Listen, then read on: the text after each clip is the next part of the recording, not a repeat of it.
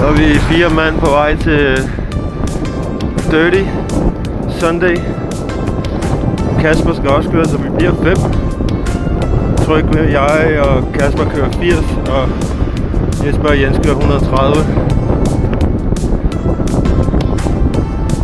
Så det bliver en god søndag i Gribskov og rundt omkring.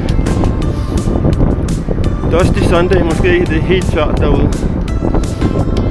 Så det bliver lidt spændende. Så men god søndag, det bliver pissegodt.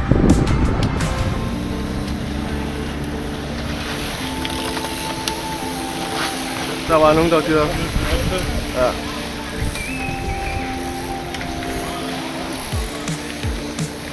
Og der er mange.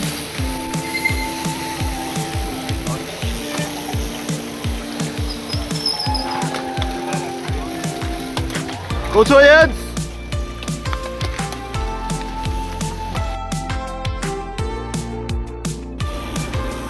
Sådan, yeah! Du er beskidt!